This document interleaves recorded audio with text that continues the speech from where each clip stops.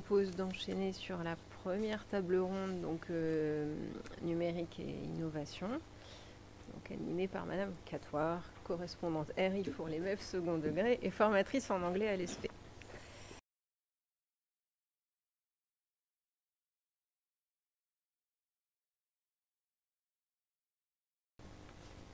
Nina, tu nous confirmes, on dispose d'une petite trentaine de minutes, c'est ça, hein? Très rapidement, peut-être demander aux intervenants de se présenter. Alors, il y a quelques indications ici qui nous sont données, mais peut-être quand ils sont partis, hein, ça serait intéressant qu'on le sache, et peut-être dans quel pays, quel type de structure, si vous voulez bien commencer. Je crois que loin, il va falloir que vous preniez un micro, oui, parce que si on veut en garder un pour deux. Salut, Ouais, merci. donc moi je suis Charlotte Dessables, je suis partie 4 semaines à Dundee, en Écosse. Alors moi je suis Aude Francanet, je suis partie 4 semaines à Linz en Autriche.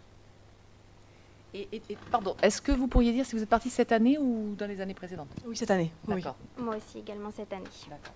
Alors moi c'est Kevin Primorin, je suis parti en M1 2 semaines à Manchester, c'était en 2014-2015, c'était en janvier 2015, et en M2 avec Reux en Suède, 3 semaines, donc ça c'était il y a 2 ans. Gaëlle Bessonnier, je suis partie il y a 2 ans en République tchèque pour 4 semaines et cette année je suis partie en Suède avec Reux en Suède. Enfin, oui, pour 4 semaines. D'accord, très bien. Merci. Donc, je vous propose, donc, sur le thème numérique et innovation, j'ai bien prévu quelques petites questions si nécessaire, mais peut-être que vous avez aussi envie de démarrer un petit peu spontanément. Hein, donc, le premier qui veut prendre la parole. On va essayer, donc, je vais essayer de regarder un petit peu le temps aussi en même temps pour que chacun puisse être dans environ 5 minutes. Voilà. Qui est-ce qui veut commencer? Du coup, je vais commencer. Donc, moi, j'ai fait donc un premier stage donc à Manchester. Ça, c'était il y a 3 ans, où du coup, c'était pas forcément axé sur le numérique, plutôt sur vraiment l'observation des pratiques. Donc là, ça a été dans le cadre du M1. Ça arrivait quelques mois après la rentrée et puis quelques mois avant le CAPES. Donc, c'était vraiment bien placé pour avoir un aperçu du système. Donc, je vais pas m'attarder sur ce premier stage. J'ai fait un second stage donc en M2 où j'étais posté donc stagiaire sur Orléans et donc j'ai pu partir 3 semaines avec eux, je pense dans le même cadre que les collègues. Là du coup ça a été l'occasion pour moi de voir des choses totalement différentes en matière de justement numérique et innovation, donc ça porte bien le nom du sujet. On a été accueillis là-bas par un collègue qui est très motivé par ce qui est l'ouverture culturelle via les technologies. Donc ça a été l'occasion de voir différents comment dire, je perds les mots, différentes manières d'enseigner que je pouvais voir à Orléans. Il y avait des TBI partout, donc c'est vrai que déjà, bon, au-delà de ça, le matériel était différent et l'utilisation en était différente. J'ai l'impression que les enseignants là-bas étaient beaucoup plus formés sur les technologies, donc ça c'était vraiment un vrai plus et du coup on a pu vraiment avoir un vrai aperçu authentique de ce que pouvait être une utilisation pertinente des TBI, quoi. Ce contact que j'ai eu en Suède, du coup, moi j'ai gardé contact avec Ola, donc Ola Brorsson, qui est notre correspondant là-bas, et j'ai pu du coup mettre en place un système de vidéo conférence avec mes élèves et ses élèves. On a essayé de partir, alors on essaye de partir petit avec nos. Alors lui, il a des très bons moyens donc technologiques. Il a juste à mettre un PC portable en place et à le connecter au TBI. Moi, du coup, c'est un petit peu plus compliqué. Je suis dans un collège rural dans le 36, donc la connexion internet, on n'a pas la fibre, loin de là.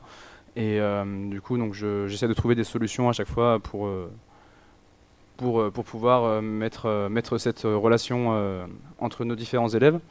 Ce que ça apporte, même si c'est des questions, les élèves se posent des questions qui ne sont pas forcément transcendante, on va dire, mais ça permet en tout cas une véritable interaction, et les élèves semblent en tout cas en être très satisfaits, et à chaque fois sont en demande. C'est quelque chose qu'on mettait en place tous les vendredis, une dizaine de minutes, et des fois, on a eu des problèmes justement de réseau. Parfois ça marchait très bien, et je pense que du coup, dans un collège rural comme le mien, c'était vraiment on va reconduire ça de toute façon l'an prochain, mais c'était véritablement une opportunité pour les élèves de voir autre chose, du point de vue. Alors j'ai une petite vidéo courte à vous montrer justement de ce que ça peut donner un échange comme celui-ci. Alors je pense qu'elle est déjà lancée. Alors donc vous allez voir, ça permet seulement. Alors encore une fois, c'est pas transcendant, c'est seulement pour vous donner un aperçu des moyens qu'on peut utiliser. Je te laisse faire alors parce qu'apparemment et voir comment ça peut se passer, quoi. On a juste filmé le temps d'une question. C'est l'autre. Non, c'est pas celle-ci. Ah, c'est pas ça, pardon. Et du coup, vous allez voir, moi j'utilise mon téléphone qui est relié en Wi-Fi au rétroprojecteur. Donc j'essaye d'abord d'utiliser le PC portable, mais à chaque fois, du coup, mon collègue me dit qu'on n'entend pas, donc je passe par mon téléphone que je dois garder tendu le temps de l'appel. Alors on a le droit, on a le dispositif Biode. Voilà. On a le dispositif Biode au collège où je suis, donc c'est Bring Your Own Device. Donc on a le droit d'utiliser les téléphones et de faire utiliser les téléphones aux élèves si jamais, si besoin.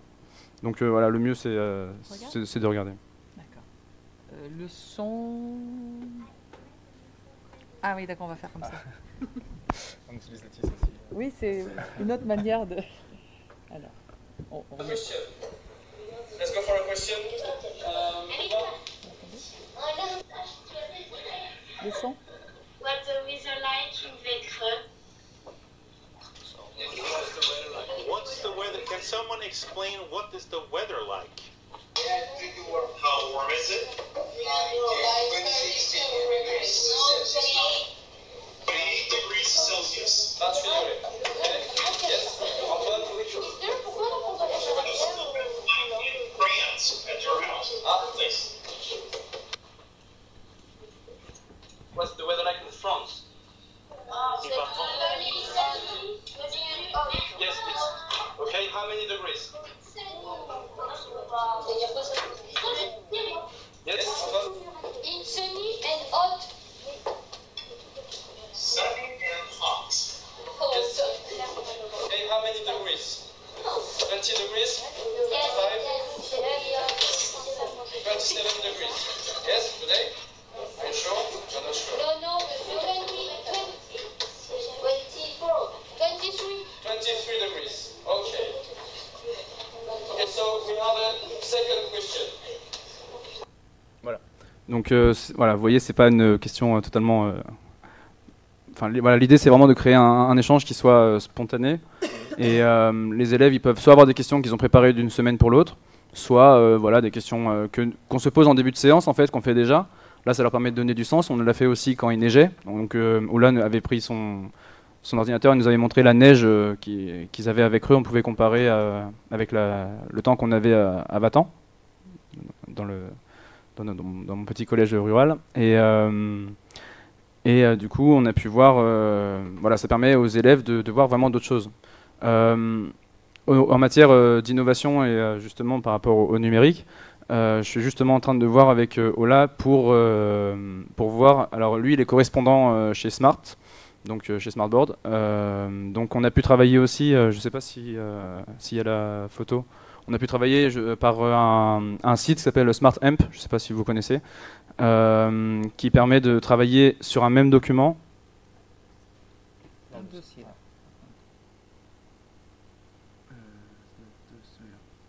Let's talk about French. Un document qui permet de travailler sur le même document en simultané avec les élèves d'Ola et mes élèves, où ça apparaît en fait en direct, leurs réponses et nos réponses, et donc on peut travailler sur un tableau comme ça de manière totalement en totale interaction en fait, pas forcément par un appel vidéo, mais même voilà, sur un même projet. Donc on avait essayé ça, on est vraiment en phase d'essai, on a essayé différentes choses sur l'année. Et du coup là j'essaie de voir avec Smart pour obtenir, alors j'ai réussi à obtenir une licence Smart pour pouvoir essayer un petit peu de voir ce qui était possible de faire. Mais l'idée c'est de pouvoir, moi dans mon collège, développer ce côté échange avec la Suède. On est vraiment sur ça. Voilà. Très bien. Est-ce que juste tu pourrais nous dire, tu as parlé du TBI, des utilisations du TBI tout à fait différentes. Est-ce que tu pourrais nous en dire un mot, juste rapidement? En fait, tout simplement, au-delà des utilisations différentes, c'est déjà l'utilisation. C'est-à-dire que nous, en fait, j'ai pu voir dans les différents collèges où j'étais que même si on a des TBI, on les exploite pas forcément à la hauteur de leur potentiel. Il y a plein de choses qu'on ignore, plein de choses je pense qu'on n'est pas assez formé. On n'est pas assez formé sur les TBI, justement, sur l'utilisation des TBI. Et je pense que c'était ça, c'était voir justement toutes les utilisations possibles. Alors pour exemple, Ola nous avait montré, bon c'était pour un exemple d'exercice de maths, rien qu'un exercice de maths, on peut, si on donne un exercice de maths en anglais par exemple, ou peu importe la langue, on peut tracer directement les carrés, calculer les aires, etc. De manière totalement intuitive sur le tableau. Voilà, enfin il y avait... j'ai plus d'exemples en tête, mais il y avait en tout cas une exploitation qui était exponentielle par rapport à ce que nous, par rapport à ce qu'on peut faire en France nous. Voilà, on a beau avoir quelques TBI dans les établissements, justement le représentant Smart que j'ai eu m'a dit qu'en France il y avait 15% des TBI. Alors c'était quoi 15% des TBI qui étaient en fait totalement exploités, on va dire. Merci beaucoup, Kevin. Gaëlle, tu veux enchaîner? Je n'ai pas beaucoup plus à rajouter parce que on a été tous les deux, du coup, moi c'est juste cette année, mais c'était dans la même école. Et donc oui, pour les TBI, moi ce qui m'a vraiment interpellée, c'est la différence des tableaux où nous, on a, parce que je suis en primaire, donc il y a les tableaux blancs avec les gros matériels, la règle qui est des fois lourde pour les élèves à tenir et puis à tracer le trait. Là, avec l'utilité qu'ils en ont du TBI, ils prennent la règle, ils la placent et ensuite ils n'ont pas à maintenir d'office l'outil informatique fait que la règle reste en place et ils ont juste à tracer le trait et ça trace tout droit. Et il y a ça pour les mathématiques, il y a ça pour tous les différents outils mathématiques qu'on pouvait trouver. Et par rapport à un tableau traditionnel, c'est sûr que ça a ses avantages, mais il faut savoir l'utiliser, il faut connaître les options aussi que chaque tableau peut avoir. D'accord. Peut-être si tu veux enchaîner avec ton expérience, peut-être. Oui, nous on a fait une vidéo. Oui, c'est la vidéo YouTube. D'accord. Alors, on va là. C'est celle-ci? Oui. Ok. On la démarre tout de suite ou tu veux nous en dire quelques mots avant? Nous présenter un petit peu le contexte ou on peut la démarrer. Dedans, ils expliquent. Enfin, on a expliqué. D'accord. Il y en a beaucoup en fait qui ne sont pas là, donc du coup, on avait fait une vidéo ensemble. D'accord. Donc on la démarre. Ah oui, alors. Non, on n'a pas pu la mettre. On a voulu, mais en fait, ils ont pas réussi à couper,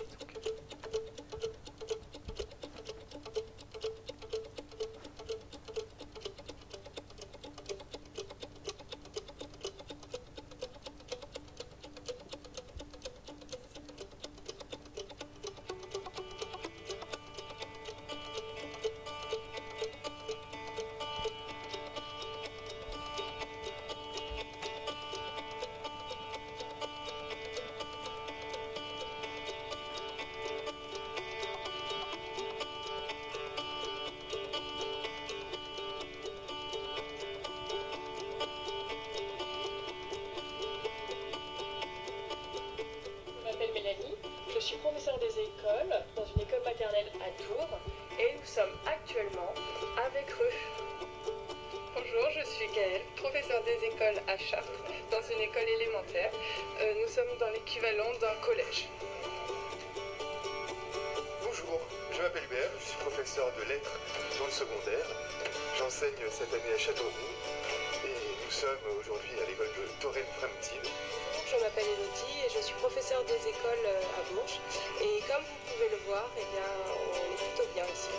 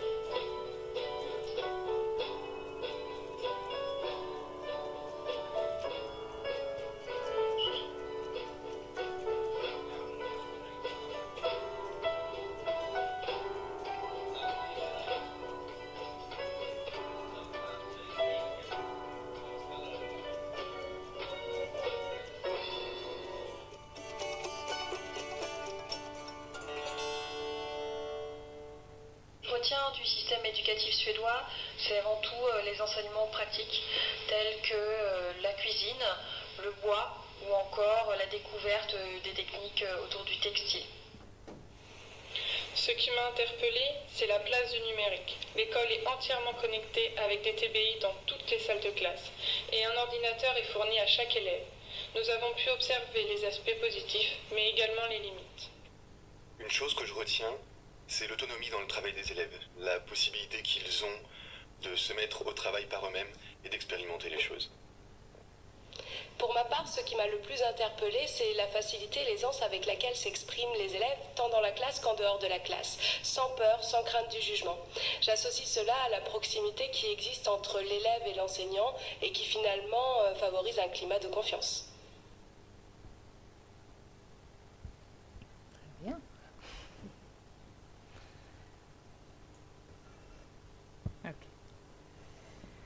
Est-ce que peut-être tu pourrais nous dire quelques mots, Gaëlle, puisque donc tu as été frappée par le numérique, les aspects positifs et les limites, éventuellement? Par exemple, vu qu'ils ont tous un ordinateur par élève, ils utilisent énormément Google Drive et ils peuvent, quand ils font des expressions écrites, ils peuvent facilement revenir dessus sans avoir besoin de tout réécrire si c'est en format papier. Ils ont juste besoin de corriger et d'annoter. Et avec la formule Google Drive, les enseignants arrivent aussi à voir la progression des élèves. Par exemple, pour le français, pour les cours de français, l'enseignante m'a expliqué qu'elle voyait les élèves qui faisaient du copier-coller et ceux qui écrivaient vraiment le texte, parce qu'ils ont un logiciel et donc ils voient la vitesse de frappe. Et donc ils se rendent compte, lorsqu'un texte avait complètement été écrit sur Google Traduction et ensuite juste recollé, il y a trop de frappes en une seule seconde, et donc c'est pas possible. Donc ils se rendent compte que là c'est du copier-coller. Donc alors que sur du papier, par exemple, un élève qui aurait quelque chose à faire à la maison, qui fait une rédaction ou qui doit répondre quelque chose, on ne s'en rend pas compte. On peut s'en rendre compte, mais on s'en rendra moins vite compte en tout cas qu'avec des logiciels comme ils utilisent. Et après, question... alors c'était une des facilités, mais ce qui m'a aussi interpellée, c'était les limites du coup du numérique. Ils utilisent beaucoup les ordinateurs et à tel point que quand ils sont devant, quand le professeur donne cours, quand ils font cours, la plupart du temps, il y a beaucoup d'élèves qui sont sur autre chose que sur le cours. On a vu énormément d'élèves qui étaient sur Facebook, qui étaient sur YouTube, qui étaient sur des jeux vidéo. Et du coup, ils ne prêtaient pas du tout attention aux cours. Et on s'est aussi rendu compte que c'était pas forcément leur rendre service pour les aider à planifier, les aider à s'organiser, parce que tout était donné. Ils ont un agenda numérique Et tout est donné dans l'agenda numérique. Tout était donné sur les évaluations qu'ils vont avoir à faire, les devoirs. Tout est déjà rentré dans le programme. Quand ils rentrent dans le cours, quand ils vont sur leur agenda numérique, ils savent déjà le contenu du cours, de quoi va parler le cours. Et du coup, pour beaucoup, je ne pense pas que ça les aide à planifier ou à s'organiser parce que tout est déjà fait pour eux. D'accord. Et dans ta pratique aujourd'hui, par la suite, est-ce qu'il y a des choses que tu as réutilisées, réadaptées? Oui, j'ai essayé justement de faire travailler les élèves. Alors, on peut pas on n'a pas Internet, nous, dans l'école, et donc je ne peux pas utiliser, par exemple, utiliser le même système qu'ils utilisent pour Google Traduction, pour Google Drive. Mais par contre, j'ai essayé de mettre un peu plus les ordinateurs et plus de traitement de texte, et justement limiter le papier pour des rédactions, par exemple. Merci beaucoup. De vous deux qui vont enchaîner. Alors, j'ai préparé un petit support visuel, si j'arrive qui, j'espère, va fonctionner. Donc, je suis partie à Linz, en Autriche, pour présenter un peu le contexte de la classe. C'est une classe de 24 élèves. De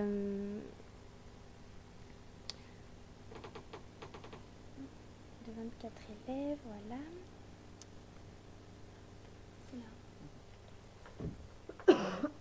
Donc voilà, de 24 élèves de 6 à 10 ans. Donc en fait, il y a 3 niveaux qui sont regroupés.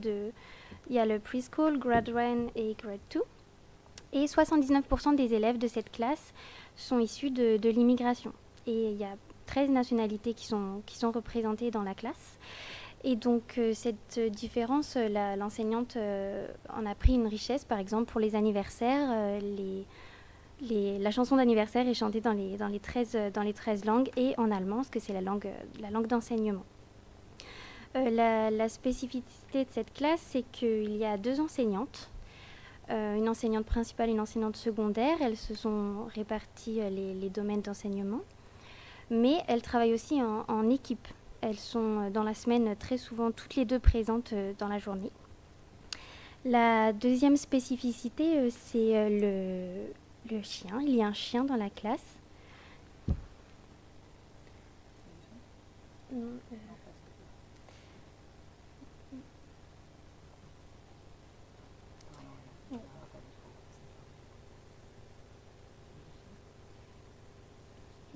je l'ai mise dans le dossier.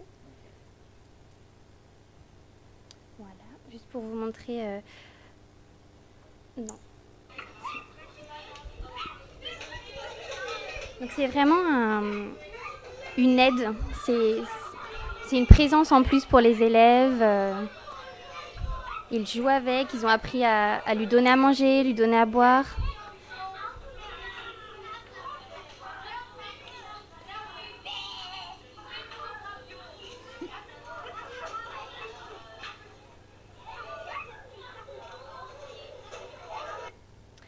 Donc, c'est pas n'importe quel animal, il a suivi des accréditations pour être avec la classe et rester avec des élèves. Alors, pour le numérique, je vais rentrer sur l'organisation de la journée. On voit que c'est très différent de chez nous. Les élèves travaillent le matin essentiellement et finissent à 12h45, voire 11h50. Et le numérique est très présent pendant la pause méridienne, où, donc après avoir mangé, les élèves ont le choix de différentes activités. Et là, on voit donc soit des tablettes, soit des Nintendo DS. Voilà. Et donc on voit les enfants en train de jouer. Donc, il y a plusieurs applications. L'enseignante nous les a présentées. C'est beaucoup de choses autour des mathématiques. Donc, des jeux où il faut trouver les bons résultats pour faire avancer un personnage ou pour que le personnage découvre des choses. Il y a aussi des applications un peu plus scientifiques où les élèves découvrent différentes vidéos autour de la fabrication d'un objet ou découvrent les spécificités d'un animal. Voilà, on voit les élèves. Bon, j'ai rajouté quelques autres photos pour montrer qu'ils ne sont pas toujours en fait sur ces tablettes, même s'ils ont la possibilité de le faire. Donc finalement, ils apprennent à juger d'eux-mêmes. Ça ne devient pas un loisir essentiel en fait. Et le deuxième moment où on a pu observer l'utilisation du numérique, c'est sur l'ordinateur qui est présent au milieu de la classe et disponible pour les élèves, et qui est en fait un support de différenciation. Comme il y a 3 niveaux, pour les plus grands, le lundi, ils apprennent différents nouveaux mots de vocabulaire en allemand. Et ils ont différents exercices ritualisés, chercher dans le dictionnaire ces mots, fabriquer des phrases, les écrire. Et l'élève qui va un peu plus vite écrit ces mots, lui, sur l'ordinateur. Il a fait tous ses premiers exercices. Donc finalement, le numérique apparaît comme un support de différenciation. Concernant l'innovation, j'ai choisi de plutôt la centrer sur les choix pédagogiques que l'enseignante a fait dans sa classe et ce qu'on a pu découvrir. C'est ce tapis qui est au milieu de la classe et qui est un outil pour les enseignements. En fait, pendant la leçon d'une nouvelle notion, tous les élèves sont rassemblés autour du tapis. Ça se passe beaucoup avec la manipulation, comme on le voit là. Ou ici, là c'était sur un exercice en mathématiques, donc sur les soustractions. Donc tous les élèves viennent s'installer autour de ce tapis et ensuite ils repartent faire des exercices sur leur table. Des exercices différenciés puisqu'on est toujours dans une classe avec 3 niveaux. Et on est, rappelle-nous, sur des élèves de quel âge? De 6 à 10 ans, des élèves de 6 à 10 ans. Les exemples aussi d'innovation, toujours sur les choix pédagogiques et qui ne sont pas forcément faits en France, c'est des exercices en atelier. Par exemple, ici on a un atelier où on utilise une planche à roulettes. Les élèves doivent choisir un mot, se déplacer avec la planche à roulettes et trouver le même mot identique sur leur petite étiquette, revenir au point de départ et aller l'écrire dans un cahier. Donc on est sur le jeu, là par exemple sur la marelle.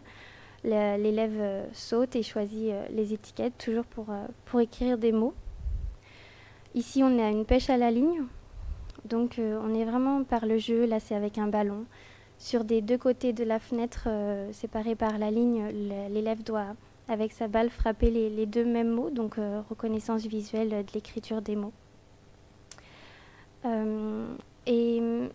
On a pu observer aussi que l'enseignante a mis énormément de petits jeux pour l'autonomie en place. Donc là, par exemple, on a une multitude de petites voitures avec les petites étiquettes de description. Les élèves doivent associer la voiture à l'étiquette et ce genre de jeu a été décliné avec plein d'objets, des clés, tous les jeux qu'on trouve dans des petits œufs célèbres en chocolat. Donc voilà, en fait, ce stage a été d'une richesse sur les supports possibles, les outils utilisés. Et ça a été un réel complément par rapport à la formation initiale qu'on a à l'ESP. Voilà. Merci beaucoup. Ouais. On va laisser la parole à Charlotte. Moi, du coup, je suis partie 4 semaines à Dundee. Donc le PowerPoint, je l'ai fait avec... parce qu'on était 4 à Dundee, dont Sophie, 2 en premier degré, 2 en second degré. Et du coup, ils m'ont aussi... Enfin, on l'a fait ensemble, même s'ils ne sont pas là ce soir. Donc là, j'ai juste rappelé les objectifs.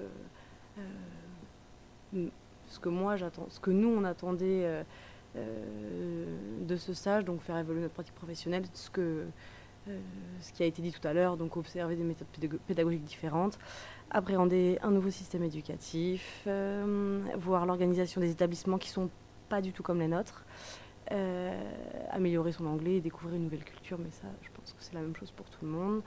Donc là, c'était juste rapidement les écoles dans lesquelles on est allé. Moi, je suis allée dans 2 écoles différentes. Je fais 15 jours et 15 jours. Les points, il y a plusieurs points qui m'ont paru, moi, importants. Au système anglais, donc une approche, mais de la bienveillance, mais on ne sait pas ce que c'est en France, en fait, de la bienveillance.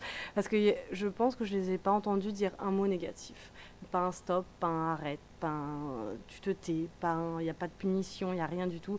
Et les élèves ils sont juste normaux et tout va bien. Il n'y a pas aucun problème de comportement, alors que c'était un niveau social plutôt bas, mais ils sont énormément dans la valorisation tout le temps. À la fin de la semaine, ils font une assemblée avec toutes les écoles, avec toutes les classes de l'école, et ils remettent un diplôme à un élève de chaque classe pour les encourager sur un point particulier. Donc c'est l'enseignante qui choisit le point à valoriser chez l'élève. Évidemment devant tout le monde avec un diplôme, donc à l'anglaise, mais c'est plutôt c'est bien, je trouve, moi. Là pareil, c'était des tout petits qui apprennent à lire, et l'enseignante qui le faisait, elle théâtralise énormément sa manière de faire, et lorsqu'ils réussissaient, ils allaient récupérer un petit masque de super-héros, parce que le thème un peu de l'école c'est les super-héros. Ils allaient chercher un masque de super-héros parce qu'ils avaient le pouvoir du lecteur. Enfin, tout un monde imaginaire un peu autour, mais les enfants ils ont 5-6 ans, donc ça les motive, ils étaient hyper fiers avec leur masque sur la tête, et du coup ils font vraiment des efforts pour lire. C'est pas grand chose, mais ça motive. Donc il y avait la bienveillance, un aménagement de l'espace avec du travail en groupe extra. On dit en France, il y en a beaucoup qui disent que le travail en groupe est impossible.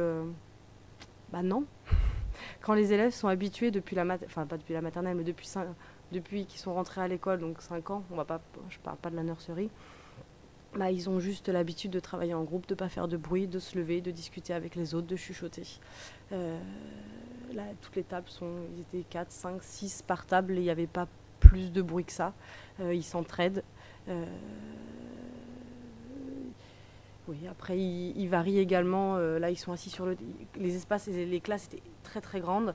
Du coup, les élèves peuvent là, ils ont 10 ans, donc il y a des moments sur le tapis où ils sont assis par terre. Après, des moments où ils vont revenir sur leur chaise. Du coup, ils bougent, parce qu'on sait bien, quand on est allé dans une classe de primaire, collège, je parle pas, mais primaire, les enfants tiennent pas en place, mais on peut pas tenir en place. Et le fait qu'ils changent comme ça, d'aller sur le tapis et à leur bureau, quand ils sont assis sur une chaise et ils bougent pas. Là c'est pareil, c'était d'autres, on les voit. Après, dans une des 2 écoles, ils faisaient un partenariat, ce qu'ils appellent donc buddies, donc c'est les copains. Donc ceux de première année, donc primary 1, c'est donc ceux qui ont 5-6 ans, ils ont tous un copain, ou ce qu'on peut appeler un tuteur, de primary 7, donc 11-12 ans. Et ça depuis le début de l'année. Et toutes les semaines, ils se regroupent et ils font une activité ensemble, que ce soit de l'art, que ce soit il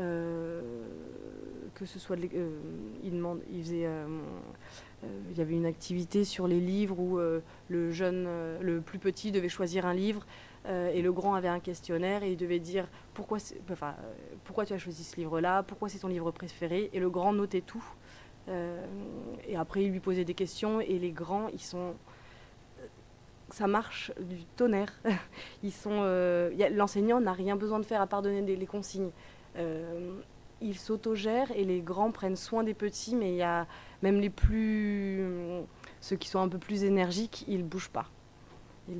Et ils sont hyper valorisés en fin d'année. Là, du coup, on arrivait plutôt vers la fin de l'année, et certains grands qui partaient du coup au collège étaient tristes de quitter leurs petits. Du matériel pédagogique, TBI dans toutes les classes, ordinateur dans toutes les classes, des instruments de musique pour des classes entières. Ils ont des logiciels qui mettent sur les TBI. Ils peuvent jouer, ils peuvent prendre 10 minutes. Il y a des jeux qui sont mis en place. Beaucoup de jeux, mais pédagogiques, donc autour des maths, autour de du français. Ils ont fait beaucoup comme ça. Du matériel, c'était impressionnant. Là, on le voit. Et la dernière chose qui qui était surprenante, c'est du coup l'équipe pédagogique qui était riche et très diversifiée. Dans une des écoles, il y avait 5 personnes supplémentaires, ce qu'ils appellent des support staff, et ils prenaient des demi-classes tous les jours, tous les matins, pour apprendre à lire aux enfants. Plus d'autres personnes qui passaient, 2-3 personnes qui passaient dans les classes pour aider les instits, donc un nombre de personnes impressionnant. Et puis au niveau de l'administration, ils ont vraiment 2 personnes qui ne s'occupent que de l'administratif, donc il n'y a pas de directeur déchargé, ça n'existe pas. Donc ça c'était les gros, enfin les points vraiment différents de chez nous et nous qui nous ont marqués.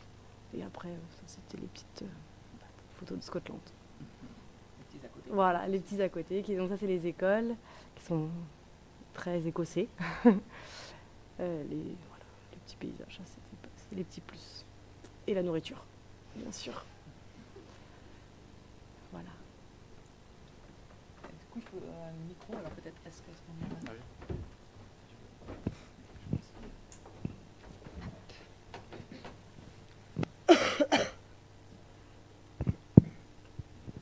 Oui, Charlotte, ce dont tu nous parles, et c'est vrai que c'est le système anglo-saxon, c'est que dans la valorisation, on n'est pas seulement dans la valorisation des savoir-faire, mais des savoir-être. Surtout des savoir-être, voilà. D'ailleurs. Ça, c'est très important au moment de la mise en place très tôt du travail en groupe. Et le système de récompense, c'est pas seulement ce qui va bien, mais c'est ce qui va mieux. Pour un élève qui s'est distingué, moi j'ai vu en Grande-Bretagne, un élève qui participe peu et qui, cette semaine-là, donc il avait été récompensé parce qu'il avait pris la parole plusieurs fois. Un autre qui avait aidé un autre élève qui était tombé dans la cour de récréation. On est vraiment dans... Voilà. Ah oui, il ne valorise que les choses positives. Oui, toutes les évolutions. Oui, c'est ce qui va mieux et c'est pas ce qui ne va pas. Ah oui, je pense qu'on a vraiment un travail à faire nous, sur notre discours et changer, arrêter de parler que du négatif, mais justement changer ça et en ne parlant que du positif. Et alors c'est un travail, c'est long pour parce qu'il faut changer aussi la façon de penser des enfants, mais sur le climat de classe, enfin là j'en suis convaincue. Oui. Mais après il y en a qui le font en France, hein, mais là c'est partout dans toutes les classes. Donc voilà. Bon, une belle expérience. Oui, oui, non, super. Est-ce qu'il y a, on a le temps pour une ou deux réactions par rapport au numérique, éventuellement?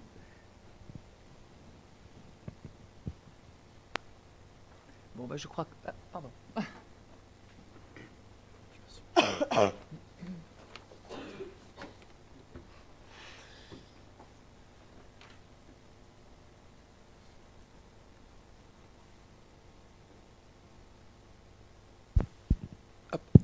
C'est bon, merci. Bon, la bienveillance, c'est important. J'espère que quand vous avez rempli l'évaluation des enseignements par les étudiants, à propos de l'aspect, vous avez fait preuve de bienveillance. Juste, est-ce que vous n'avez pas peur, tous les quatre, d'avoir finalement une vision un peu fantasmée de l'étranger, du fait du contexte? C'était pour vous aussi une bouffée d'air de partir à l'étranger, et peut-être d'aller dans des écoles un peu choisies, puisque au final, il y a des choses peut-être qui peuvent se faire en France, mais bon, vous n'êtes pas forcément tombé dans des écoles qui faisaient ça. C'est une question très ouverte, hein, qu'on peut se poser, parce qu'on voit bien votre enthousiasme et tout ce que vous en trouvez, mais voilà, est-ce que c'est la vraie vie Là, moi, pour les 4 points que j'ai retenus, c'est vraiment les points positifs. Après, il y a des choses qui vont pas, ou il y a des choses qui m'ont moins plu. Sur les apprentissages, il y a des choses que je ferai pas.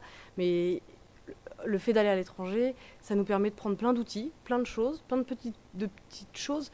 Mais on pourrait faire exactement la même chose en France en allant observer plusieurs classes de différents professeurs et on ne prendrait que les choses qui nous intéressent. Là, en plus, c'est qu'il y a des choses en plus différentes dans la manière de faire. Là, la bienveillance, le travail de groupe, c'est typiquement anglais. Donc, oui, je pense qu'il faut, en partant comme ça, il faut faire la part des choses.